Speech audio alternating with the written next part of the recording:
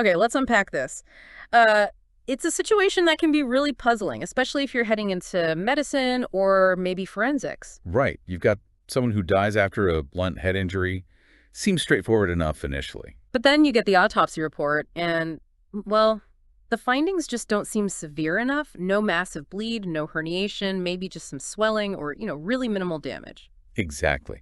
And you're left wondering, how did that injury cause death? It's a question people have asked for literally centuries. So today we're doing a deep dive into this. We've looked at some sources discussing something called impact brain apnoea, how alcohol fits into the picture, which is often surprisingly significant. And what it all means for, say, paramedics at the scene and pathologists trying to determine the cause of death later on. Let's start with that puzzle itself, the death with minimal findings. Yeah, it's fascinating historically. Our sources mention old theories, things like the brain vibrating, or very specific tiny damage maybe near the fourth ventricle in the brainstem. But those didn't always pan out, did they? No, because the visible lesions, when they were found, didn't consistently match the severity.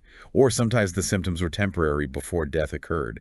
It was this disconnect fatal outcome, but not enough visible structural reason. Okay, so if it's not always about the structure you can see, what is going on? What's the mechanism the sources point towards? This is where impact brain apnoea, or IBA, comes into play. It's defined pretty simply. Breathing just stops immediately, right after the traumatic brain injury. Stops. Wow. Yeah, and there's evidence for it. Animal studies show the harder the hit, the longer the apnoea, the pause in breathing lasts. And anecdotally, tragically, it's seen in humans too in those first moments. So it's less about the brain tissue being physically destroyed and more like a sudden functional glitch, a shutdown. That's a good way to put it. Functionally, the brainstem, which controls breathing, heart rate, all that vital stuff, gets disrupted. How does that disruption actually work? Well, the sources describe this complex cascade. You might get this huge surge of catecholamines, adrenaline making blood pressure spike initially. Okay. But then often, very quickly, it can be followed by cardiovascular collapse. The heart rate slows right down, bradycardia and blood pressure tanks, probably due to a vagal nerve reflex. It's almost like acute surgical shock. Which kind of goes against the old thinking that head injury alone can't cause shock, right? Exactly. So the death in these scenarios seems to be from this acute functional problem, the lack of breathing leading to oxygen deprivation, plus that cardiovascular instability, not necessarily gross structural damage. And that neatly explains why the autopsy might show minimal findings. The functional collapse doesn't leave an obvious mark. Precisely.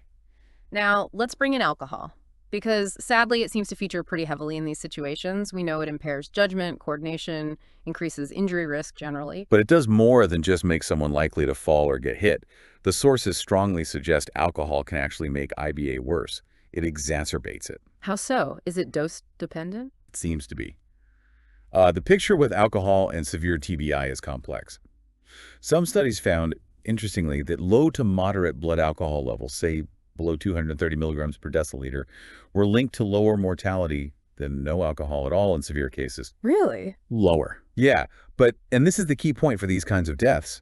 The same study found that high levels, 230 or above, were linked to higher mortality and maybe even faster death. Okay, so high levels are definitely bad news. Right. Another study looking specifically at blunt head injury found some complex results too, but noted cases where people died after fairly minor head trauma but had high BACs, around 2.6 mg/ml, which is like 260 mg/L. So what's the thinking there? Why do high levels make it worse? The presumption is that high doses of alcohol mess up the body's natural compensatory response. It reduces the ability to cope with that shock-like state we discussed. Okay, this has some major implications then. Let's think about the people on the front lines, pre-hospital care. What does this mean for them? It means recognizing IBA is critical. If the primary problem right after impact is that the person isn't breathing, then immediate airway management and artificial ventilation are, well, potentially life-saving. Even just basic rescue breaths. Absolutely. Preventing that fatal lack of oxygen during the apnoeic period could make all the difference. Sources even question if some standard trauma protocols, like lying someone flat or compression-only CPR, might actually be less helpful or theoretically even harmful for IBA compared to ensuring ventilation. That's a really important point. And what about for the forensic pathologists who get these cases later? You have to know this is a possibility, that death from head trauma can happen with minimal visible brain injury at autopsy. It's consistent with IBA. But it means the investigation has to be really careful. Extremely careful. You need to rule out other things, maybe a hidden neck injury like high cervical cord damage or pre-existing heart disease causing sudden death around the same time. And toxicology becomes crucial. Absolutely vital. Getting that blood alcohol concentration, ideally from blood taken close to the time of injury, or perhaps even from a subdural hematoma if present, gives critical context. Certifying the cause of death must be challenging. It really can be. You've got the head injury, minimal findings, maybe high alcohol, maybe other health issues. The actual mechanism that IBA, the cardiovascular collapse, doesn't leave a clear pathological signature like, say, a massive hemorrhage does. You're piecing it together from the history, the scene, the tox, and ruling everything else out. So wrapping this up, what's the main takeaway here? It seems like death after what looks like a minor head hit isn't always about the visible damage. Not at all.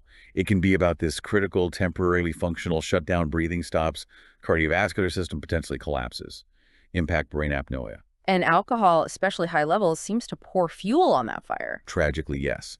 Understanding this forgotten mechanism, as some call it, is so important. For clinicians, it points to an immediate airway support. For pathologists, it explains those puzzling cases. It definitely leaves us with something to think about.